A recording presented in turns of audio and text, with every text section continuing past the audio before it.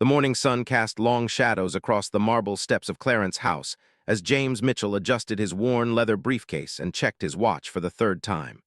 27 years old, with sandy brown hair that never quite cooperated and glasses that constantly slipped down his nose, James looked like any other government clerk hurrying to work.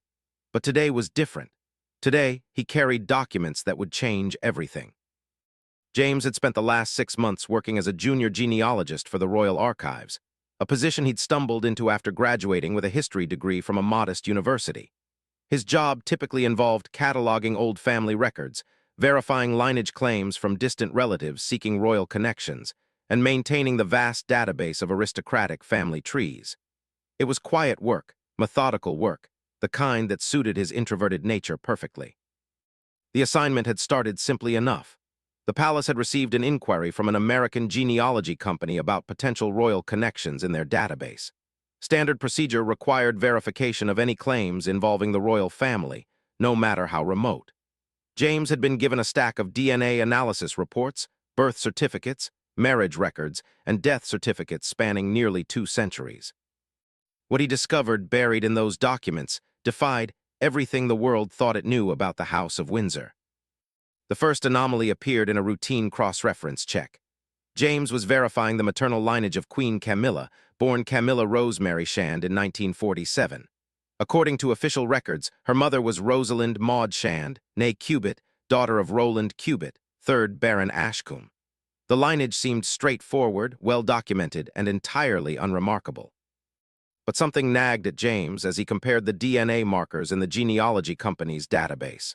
The mitochondrial DNA, passed down through the maternal line, didn't match what it should have been based on the Cubitt family genetic profile. James rechecked his work multiple times, thinking he'd made an error. The numbers remained stubbornly inconsistent. Driven by the methodical curiosity that made him good at his job, James began digging deeper into hospital records from 1947. He requisitioned birth certificates, medical records, and even tracked down adoption agencies that operated in London during that period. What he found in a dusty file cabinet in the basement of a former maternity hospital would shake the very foundations of the monarchy. The Rosalind Cubitt who raised Camilla was not her biological mother. According to a private adoption record, sealed for over 70 years, a young woman named Sarah Elizabeth Henley had given birth to a daughter on July 17, 1947, the same day Camilla was officially born to the Cubitts. Sarah was unmarried, 17 years old, and according to the sparse details in her file, had worked as a maid in various London households. But Sarah Elizabeth Henley was no ordinary servant. James's hands trembled as he uncovered her true parentage through a series of carefully hidden documents. Sarah was the illegitimate daughter of Edward VIII, the king who had abdicated in 1936 to marry Wally Simpson. The same Edward who became the Duke of Windsor, living in exile while his younger brother George VI took the throne. The implications hit James like a physical blow. If these documents were authentic, if his research was correct, then Camilla wasn't just married to the heir to the throne. She was the granddaughter of a former king. She had royal blood flowing through her veins, blood that had been hidden through decades of careful deception. James spent the next 2 weeks verifying every detail, checking and double-checking his sources. He contacted retired hospital staff, tracked down surviving family members, and even managed to locate DNA samples from Sarah Elizabeth Henley's personal effects, preserved by a distant cousin who had kept them for sentimental reasons. The genetic evidence was irrefutable. Sarah Elizabeth Henley was indeed the daughter of Edward VIII, born during a brief affair in 1929 with a young woman named Margaret Henley, who had worked as a seamstress for the royal household. Margaret had been quietly paid to relocate to Ireland, where she raised Sarah in obscurity, never revealing the true identity of her daughter's father. When Sarah became pregnant at 17, the same network that had hidden her existence for years sprang into action again. The Cubitt family, known for their loyalty to the crown and their discretion in delicate matters, agreed to raise the child as their own. Rosalind Cubitt, who had suffered multiple miscarriages and was desperate for a child, embraced the arrangement. The official story was that she had given birth to a daughter after a difficult pregnancy that had kept her confined to bed for months. James realized he was holding evidence of a cover-up that spanned 3 generations. The The same forces that had hidden Edward VII's illegitimate daughter had conspired to hide his granddaughter, placing her directly into the heart of British aristocracy, where she would eventually meet and marry the future king. But the story was even more complex than James initially understood. As he delved deeper into the palace archives, accessing files that required special clearance, he discovered that the cover-up wasn't just about hiding an inconvenient pregnancy. There were financial records, correspondence between palace officials, and coded references to the Windsor situation that suggested some people in the royal establishment had known the truth all along. A series of letters between Queen Elizabeth II's private secretary and various government officials in the 1970s revealed that concerns had been raised about Charles's relationship with Camilla long before their romance became public. The letters spoke in carefully veiled language about complications regarding Miss Shant's background and potential constitutional implications that needed to be carefully managed. James found evidence that a quiet investigation had been conducted in 1973, just as Charles and Camilla's relationship was becoming serious. The investigation had uncovered the same information James had just discovered, but rather than exposing the truth, the decision had been made to bury it even deeper. Files were sealed, records were transferred to secure locations, and everyone involved was sworn to absolute secrecy. The reasoning, as James understood it from the fragmentary records, was that revealing Camilla's true parentage would create multiple constitutional crises. It would raise questions about the abdication of Edward VII, suggest that the royal family had been systematically covering up illegitimate children for decades, and potentially undermine the legitimacy of the current monarchs. More troubling still, James discovered evidence that Charles himself might have learned the truth at some point during their relationship. A private note, written in Charles's distinctive handwriting and found in a file marked personal and confidential, contained the cryptic phrase, "The irony of bloodlines converging is not lost on me. Perhaps this was always meant to be." As James sat in his cramped office in the basement of Clarence House, surrounded by evidence that could topple governments and rewrite history books, he struggled with what to do next. His official duty was to report his findings to his supervisor, who would pass them up the chain of command until they reached the highest levels of the palace hierarchy. But James understood that doing so would likely result in the evidence being buried again, possibly permanently. He thought about the American genealogy company that had inadvertently started this investigation. They had no idea what they had stumbled upon with their routine DNA analysis. They were probably still waiting for a simple confirmation or denial of their client's claimed royal connection, unaware that they had uncovered one of the most closely guarded secrets in modern British history. James also thought about Camilla herself. Now queen consort, she had endured decades of public scrutiny, criticism, and speculation about her worthiness to marry into the royal family. The British press had portrayed her as a commoner who had stolen the prince from his fairy-tale princess. The public had seen her as an outsider, someone who didn't belong in the rarefied world of royalty. How would the world react to learn that she had more legitimate claim to royal blood than many of the aristocrats who had looked down on her? That she was, in fact, the granddaughter of a king, denied her birthright by the same social conventions that had forced her grandfather into exile. But James also understood the devastating impact this revelation would have on the current royal family. King Charles III had only recently ascended to the throne after waiting his entire life to become king. The monarchy was still adjusting to the post-Elizabethan era, working to maintain its relevance and public support in an increasingly Republican world. A scandal of this magnitude could provide ammunition to Republicans and anti-monarchists who were already questioning the institution's place in modern Britain. The international implications were equally staggering. The House of Windsor's legitimacy was tied to its carefully maintained public image and historical narrative. If the public learned that the royal family had been systematically covering up illegitimate children and falsifying lineages for nearly a century, it would call into question every aspect of their claim to the throne. James found himself caught between his duty as a civil servant, his obligation as a historian to preserve truth, and his awareness of the chaos that truth might unleash.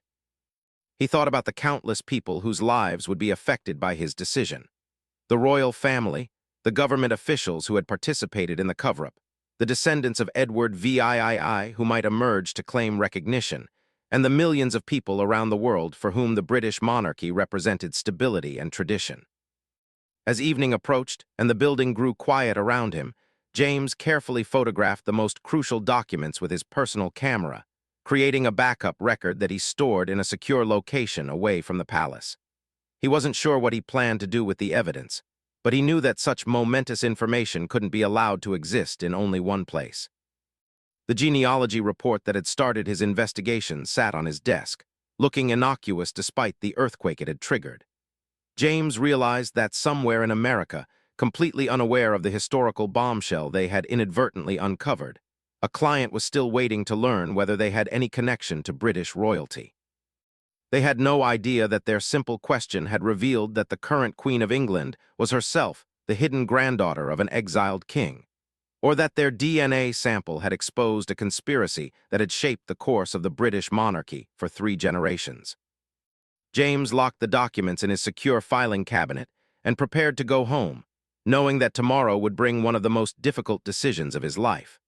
The weight of centuries of royal history pressed down on his shoulders as he walked through the empty corridors of Clarence House, past portraits of kings and queens who had taken their secrets to the grave. Outside, London continued its evening routine, millions of people going about their lives completely unaware that in a basement office, a young genealogist had uncovered evidence that would redefine everything they thought they knew about their royal family. The city lights twinkled in the gathering dusk, beautiful and peaceful, while James Mitchell carried the burden of truth that could shatter the very foundations of the crown. James Mitchell barely slept that night. He lay in his small flat in Pimlico, staring at the ceiling while the implications of his discovery churned through his mind like a relentless storm.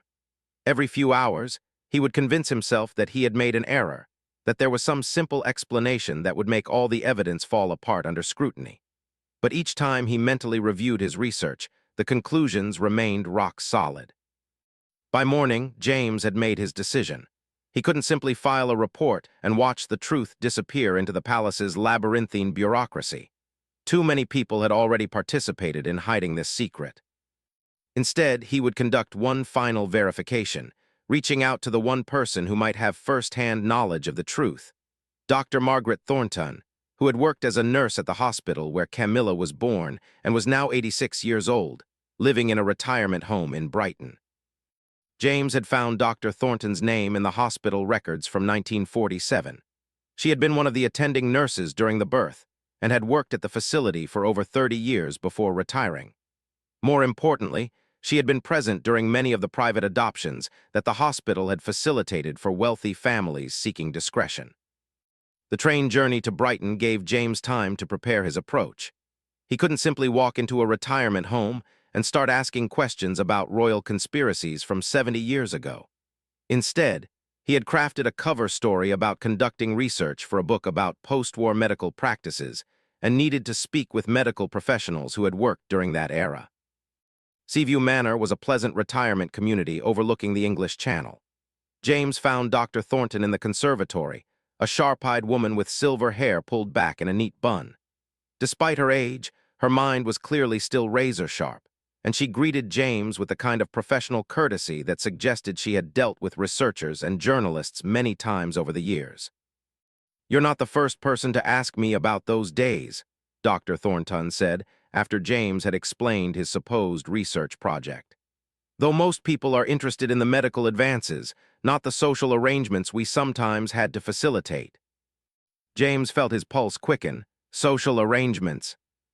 Dr. Thornton studied him carefully for a long moment. "Mr. Mitchell, I've spent 60 years learning to read people. You're not writing a book about medical practices, are you? You're here about something specific, someone specific." The directness of her challenge caught James off guard. He found himself stammering an explanation, but Dr. Thornton raised her hand to silence him. "Before you lie to me again, you should know that I've been expecting someone like you for decades. I always wondered when the truth would finally surface about the arrangements we made during those years. Some secrets are too big to stay buried forever." James abandoned his cover story and decided to take a calculated risk. "I'm researching the birth records from July 1947, specifically, any unusual circumstances surrounding births on the 17th of that month." Dr. Thornton's expression didn't change, but James noticed her hands tighten slightly on the arms of her chair. "And what would make those circumstances unusual, Mr. Mitchell?" "Private adoptions, arrangements made for families who needed discretion, situations where the official records might not tell the complete story." The elderly woman was quiet for so long that James began to worry she was reconsidering her willingness to talk. Finally, she spoke in a voice barely above a whisper. "I signed confidentiality agreements that I assumed would last until my death. Legal documents that made it clear I would face serious consequences for discussing certain patients and certain arrangements. But I'm 86 years old, Mr. Mitchell. Most of the people who could pursue those consequences are dead themselves, and perhaps it's time for the truth." Dr. Thornton asked James to wheel her to a quieter corner of the conservatory, away from the other residents and staff members. Once they were alone, she began to speak in the measured tones of someone who had kept a secret for 70 years. "There were two Bobbies born on July 17, 1947. One to a young woman named Sarah Henley, unmarried, no family present. The other was supposed to be born to Mrs. Rosalind Cubitt, but Mrs. Cubitt's pregnancy had ended in miscarriage 3 months earlier. The family had kept the miscarriage secret, hoping for another pregnancy that never came." James felt his heart racing as Dr. Thornton confirmed his research. What happened to the Bobbies? The arrangement had been made weeks in advance. Sarah Henley's baby would be transferred to the Cubitts, who would raise her as their own daughter. Sarah would be given enough money to start a new life, far from London, and would sign documents relinquishing all parental rights. "Did you know who Sarah Henley really was?" Dr. Thornton's laugh was bitter. "I wasn't told, but I wasn't stupid. I had worked with enough aristocratic families to recognize when powerful forces were involved. The paperwork was too perfect, the financial arrangements too generous, and the people who came to oversee the transfer were too well connected for this to be a simple adoption." James leaned forward. "What people?" "Men in expensive suits who never gave their full names. A woman who claimed to be a social worker but carried herself like nobility. They spoke in the kind of coded language that powerful people use when they're arranging things that can't be discussed openly." Dr. Thornton described the night of the birth in detail. Sarah Henley had been in labor for hours, attended by Dr. Thornton and 2 other nurses who had been specially selected for their discretion. The young woman had been frightened and alone, with no family or friends present to support her. She was just a child herself, Dr. Thornton remembered. 17 years old, terrified, asking for her mother. She had been living in a private facility for unwed mothers for the past 6 months, paid for by anonymous benefactors. She didn't understand why her baby was so important to these people, but she had been convinced that giving up the child was her only option. The baby had been born healthy, and within hours, the carefully orchestrated transfer had begun. Mrs. Rosalind Cubitt arrived at the hospital with all the documentation necessary to take the baby home as her own daughter. Sarah Henley was given a private room where she recovered for a week before being discharged with a substantial cash payment and a train ticket to Ireland. "I remember Mrs. Cubitt holding that baby for the first time," Dr. Thornton said. "She was so grateful, so relieved to finally have a child. I don't think she asked many questions about where the baby came from. She was just thankful for the opportunity to be a mother." James asked the question that had been weighing on his mind since the beginning of his investigation. Did anyone ever suspect the truth about Sarah Henley's background? Dr. Thornton was quiet for a moment, seeming to weigh her words carefully. "There were rumors among the staff. Sarah had an unusual bearing for a servant girl. She spoke well, carried herself with confidence despite her circumstances, and had features that some of the older nurses thought they recognized. When the arrangements for the baby became so elaborate, some people began to speculate." "What kind of speculation?" "That Sarah wasn't just any unwed mother, that she had important parentage that made her baby valuable to powerful people. The level of secrecy, the money involved, the high-ranking people who supervised the arrangement, it all suggested that this wasn't just about helping a young woman in trouble." Dr. Thornton revealed that she had kept one piece of evidence from that night, a locket that Sarah had worn during the birth, which she had asked Dr. Thornton to keep for her daughter in case they ever found each other again. The locket contained a small photograph of Edward VIII, taken during his brief reign in 1936. "Sarah told me it was a picture of her father, but she begged me never to tell anyone. She said it would only bring trouble for everyone involved. I've kept that locket for 70 years, waiting for the right time to honor her request. James could barely contain his excitement. The locket was physical evidence connecting Sarah Henley directly to Edward VIII, proof that would corroborate all of his documentary research. But Dr. Thornton wasn't finished with her revelations. "There's something else you should know, Mr. Mitchell. Sarah Henley didn't disappear after she left the hospital. I kept track of her over the years, exchanging occasional letters. She married in Ireland, had other children, and lived a quiet life. But she never stopped wondering about the daughter she had given up." Dr. Thornton explained that Sarah had followed Camilla's life from a distance, reading about her in newspapers and magazines, watching her progress through British society without ever revealing their connection.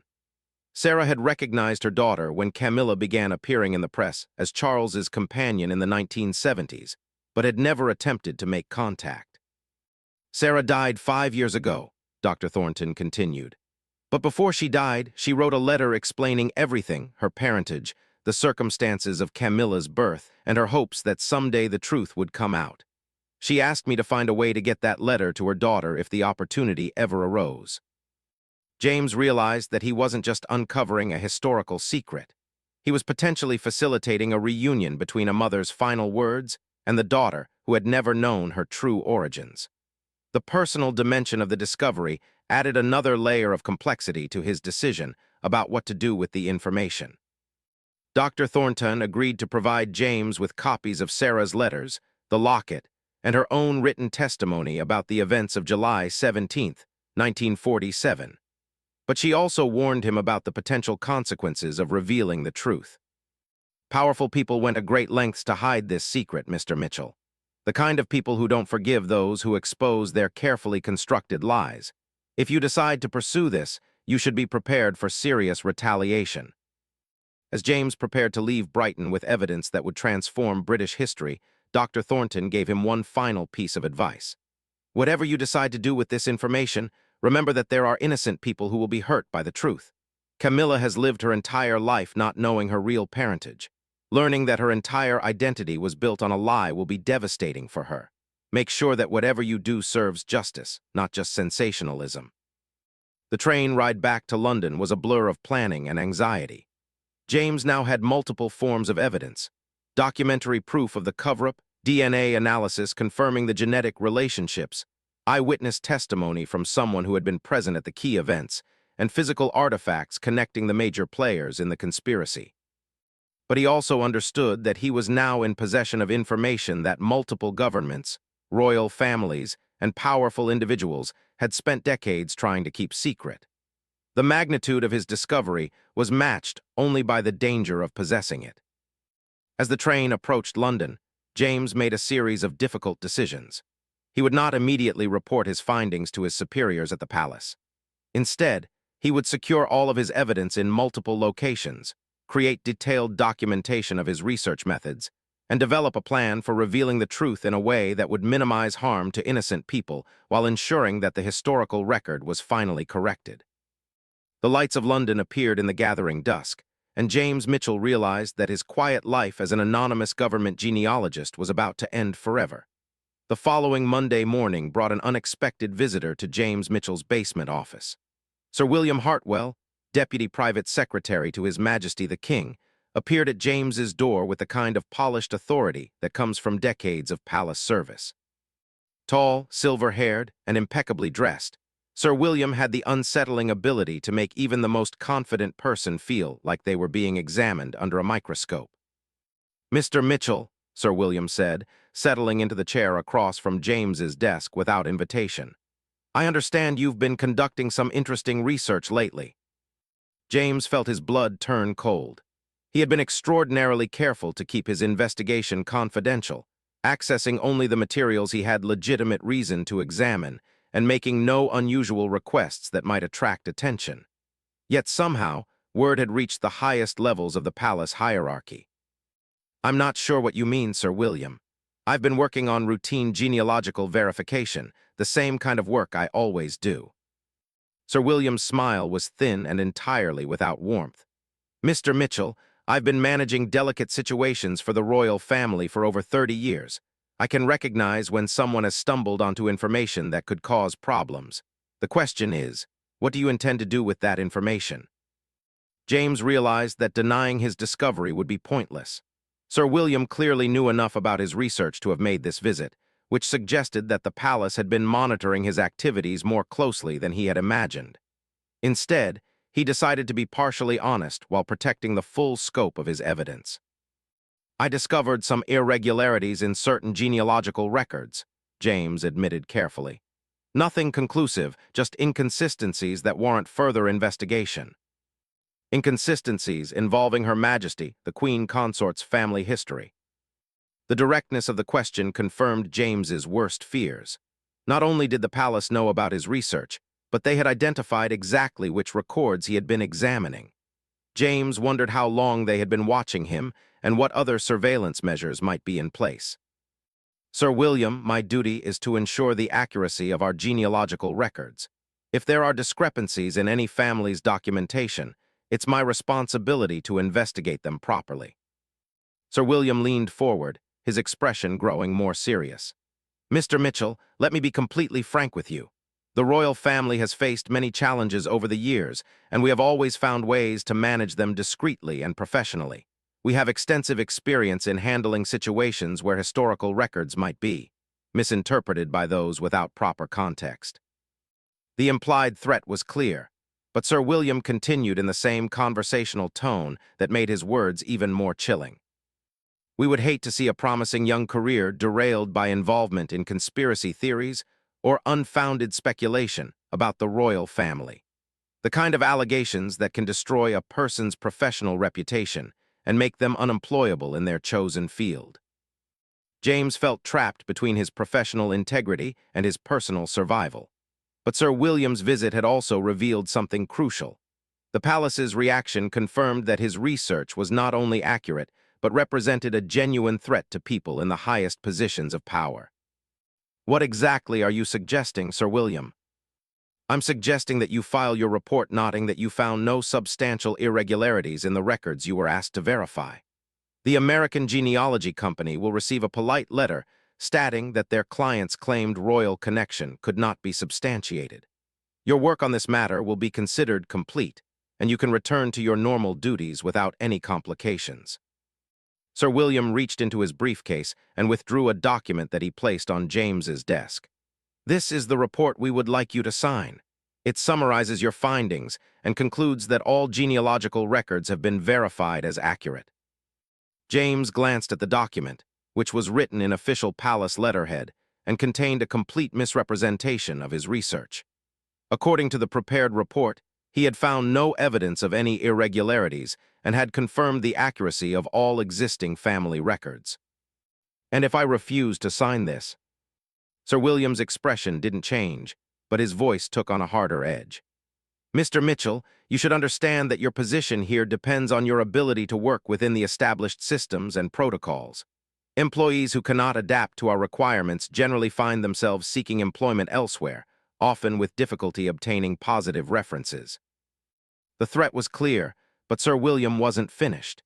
He explained that James's access to palace records was a privilege that could be revoked immediately if questions arose about his reliability or discretion. Without access to the archives, James would be unable to continue his research, and the evidence he had already gathered would be dismissed as the work of a disgruntled employee seeking attention. Additionally, Sir William continued, you should be aware that spreading unsubstantiated claims about members of the royal family could expose you to serious legal consequences. The laws regarding defamation and breach of confidentiality are quite strict, and the royal family has access to some of the finest legal minds in the country. James realized that Sir William was offering him a choice between complying with the cover-up or facing the destruction of his career and potential legal prosecution.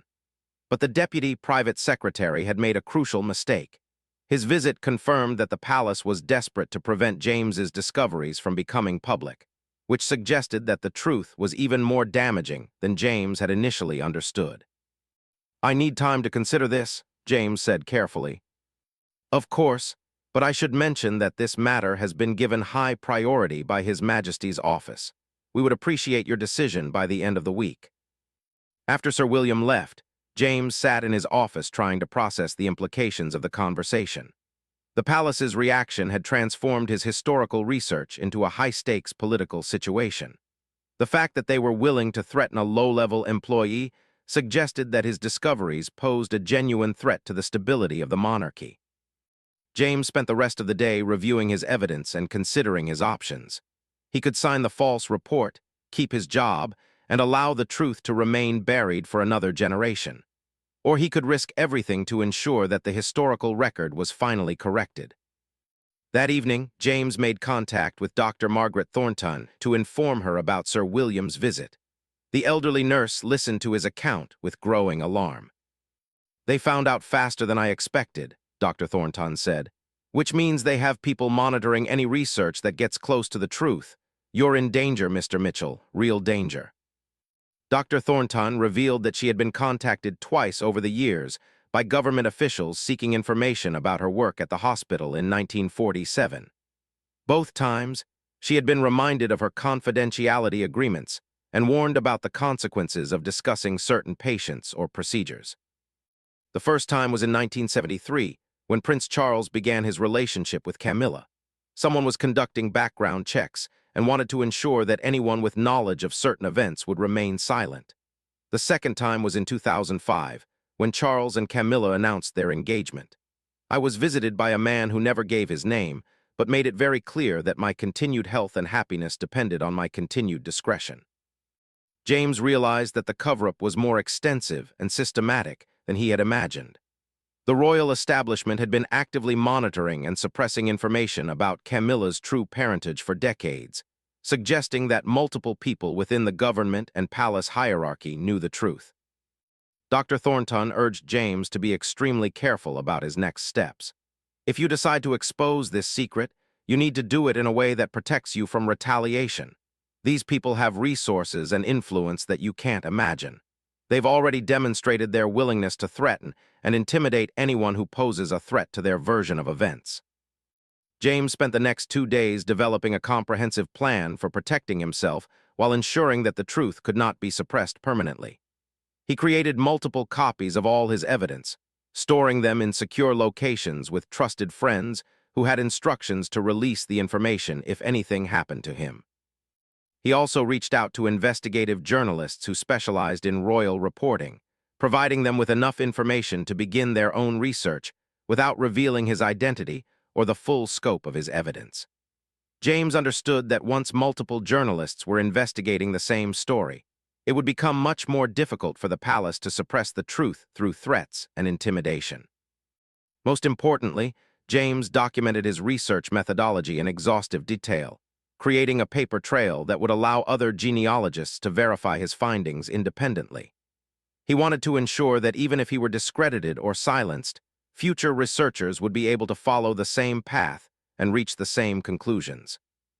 By Thursday afternoon, James had received 2 more visits from palace officials, each one more insistent than the last. The pressure was mounting, and it was clear that his refusal to immediately sign the false report had caused alarm at the highest levels of the royal household. The final visitor was Lady Catherine Pemberton, the Queen Consort's personal private secretary, who arrived with a different approach than Sir William's threats and intimidation. "Mr. Mitchell," Lady Catherine said in a gentle but firm tone, "I want you to understand the human cost of the path you're considering. Her Majesty the Queen Consort is a woman who has endured decades of public scrutiny and criticism. She has finally found peace and acceptance in her role. Learning that her entire life story is a carefully constructed fiction would be devastating for her." Lady Catherine painted a picture of Camilla as a woman who had overcome tremendous obstacles to find happiness and purpose in her royal duties. Revealing the truth about her parentage would not only destroy her sense of personal identity, but would also provide ammunition to her critics and enemies. "Consider also the impact on His Majesty the King," Lady Catherine continued. "He has waited his entire life to ascend to the throne. His reign is just beginning, and it deserves the chance to succeed without being overshadowed by historical scandals that serve no constructive purpose." The appeal to James's humanity was more effective than Sir William's threats had been. James found himself genuinely troubled by the personal cost of his discoveries. But Lady Catherine's visit also revealed something important. The royal family was desperate enough to send high-ranking officials to plead with a junior genealogist, which suggested that they had no effective way to suppress the truth permanently. "Lady Catherine," James said carefully, "what you're asking me to do is falsify historical records and participate in a cover-up that has already lasted for 3 generations. At what point does the truth become more important than protecting people's feelings?" Lady Catherine's response was measured but emotional. "Mr. Mitchell, the truth is a luxury that the royal family cannot always afford. Our institution depends on public confidence and historical continuity. Some truths are too dangerous to reveal, not because they're shameful, but because they would undermine everything we represent." As Friday approached, James realized that he had reached a point of no return. The palace officials had made their position clear: sign the false report and continue the cover-up, or face the consequences of challenging one of the most powerful institutions in Britain. James thought about Dr. Thornton's warnings about the danger he faced, Lady Catherine's appeals to his compassion, and Sir William's barely concealed threats. He also thought about Sarah Elizabeth Henley, who had lived her entire life knowing that her daughter would never learn the truth about her parentage, and about the generations of lies that had shaped the course of British history. Friday morning arrived gray and rainy, matching James's mood as he prepared to make the most important decision of his life. The false report sat on his desk, waiting for his signature, while copies of his real research lay hidden in secure locations around London. James Mitchell understood that whatever choice he made would change everything, not just for himself, but for the royal family, the British government, and the millions of people around the world who believed they knew the true story of the House of Windsor. James Mitchell never got the chance to make his decision about signing the false report.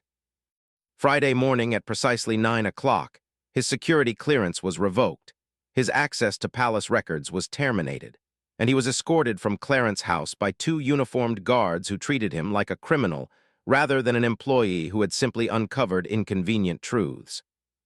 Sir William Hartwell waited in the lobby with a thin smile and a manila envelope containing James's final paycheck, a termination letter citing security concerns as the reason for his immediate dismissal, and a legal document that James was required to sign before leaving the building.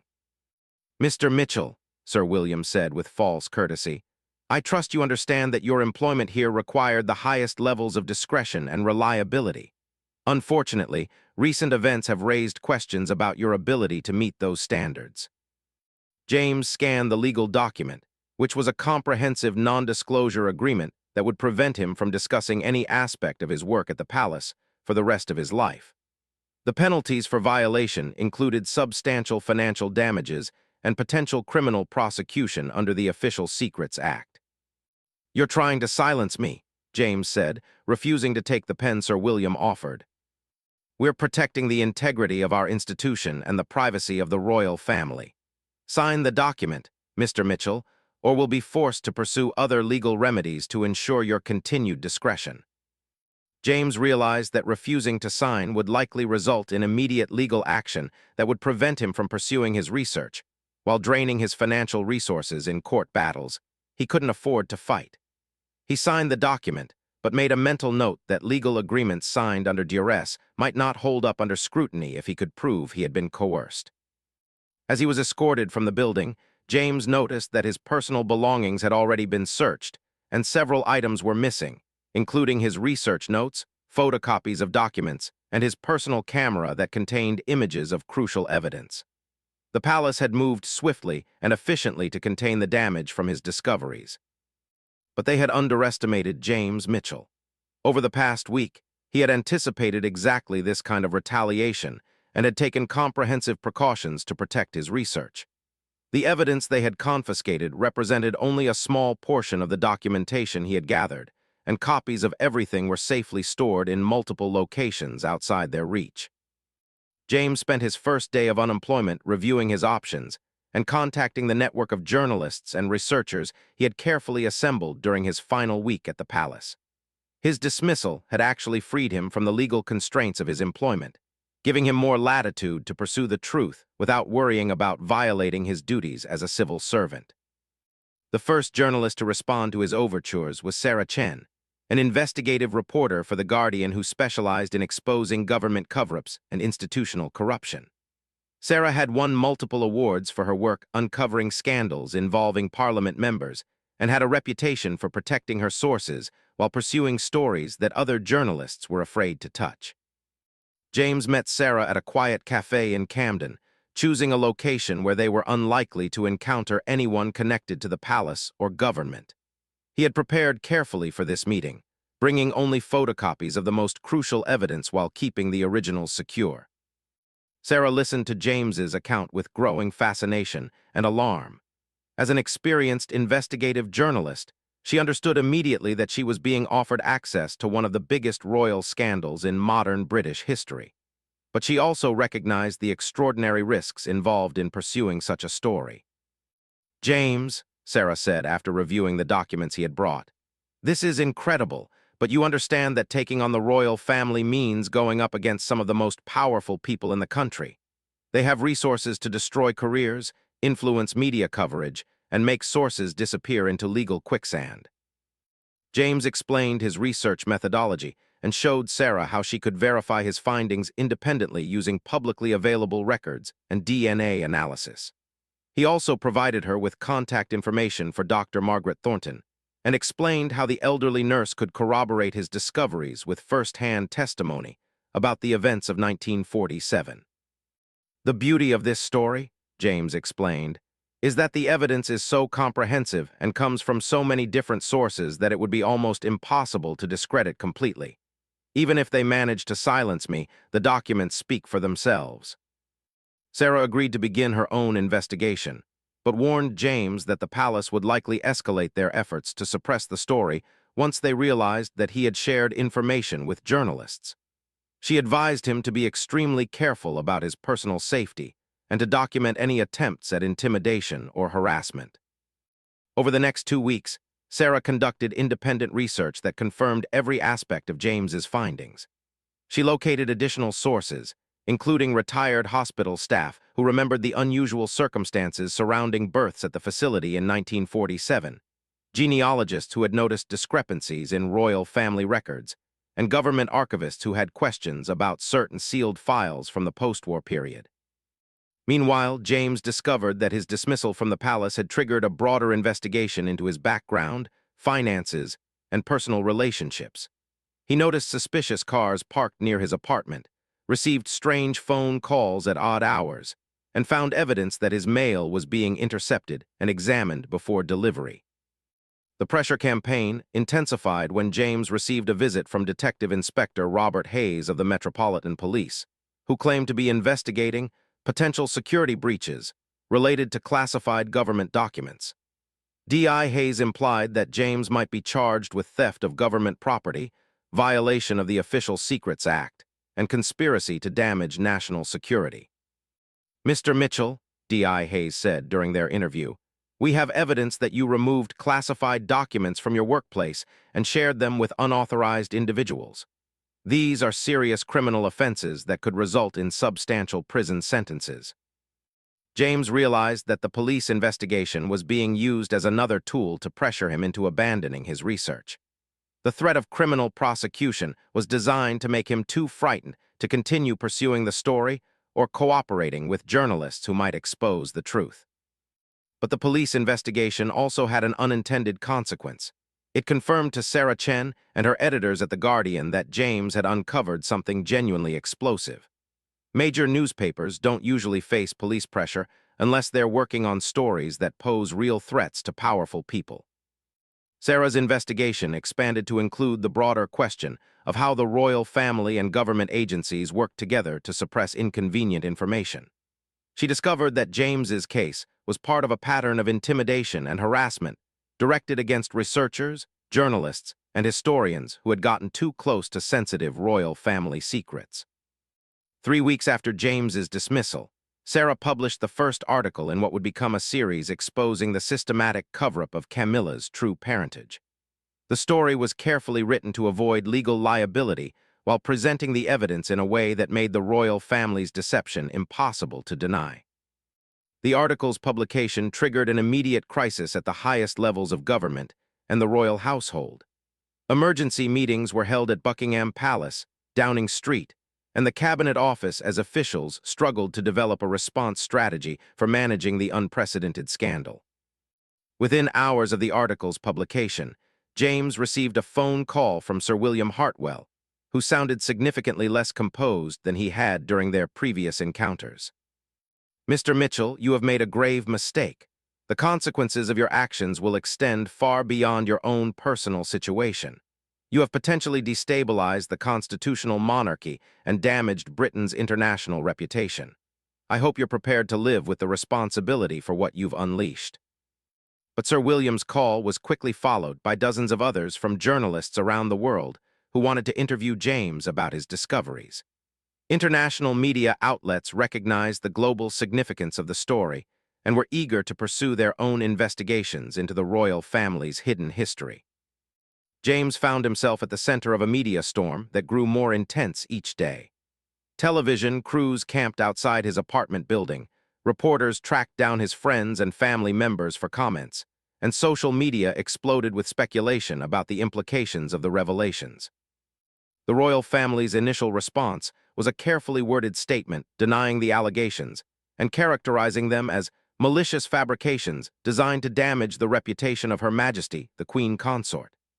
Palace officials suggested that James was a disgruntled employee seeking revenge for his termination, and that his claims were based on misinterpreted documents and flawed research. But the palace's denial strategy began to crumble as more evidence emerged and additional sources came forward to support James's findings. Dr. Margaret Thornton agreed to be interviewed by Sarah Chen and provided detailed testimony about the events of 1947, including physical evidence in the form of Sarah Elizabeth Henley's locket and letters. The DNA evidence proved particularly difficult for the palace to discredit, since genetic analysis could be independently verified by multiple laboratories around the world. Within days, several genetic research facilities had confirmed that the DNA samples linked to Sarah Elizabeth Henley were indeed consistent with the House of Windsor genetic profile. International genealogy experts began reviewing James's research methodology and publicly confirming that his conclusions were scientifically sound and historically accurate.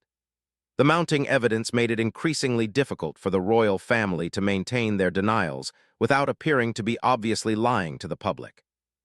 The scandal's impact extended far beyond the immediate royal family. Questions were raised about the role of government officials in the cover-up, the use of public resources to suppress historical information, and the constitutional implications of a monarch whose legitimacy was based on carefully concealed lies. Parliament demanded answers about which government agencies had participated in hiding the truth, how much public money had been spent on the cover-up, and what other royal family secrets might be hidden in classified files. The opposition parties called for a full parliamentary inquiry into the royal family's relationship with government intelligence services. As the crisis deepened, James realized that his decision to expose the truth had consequences far beyond what he had initially imagined. The revelation of Camilla's true parentage had become a catalyst for broader questions about the monarchy's place in modern democratic society and the public's right to know the truth about their government and royal family. But James also understood that there was no turning back.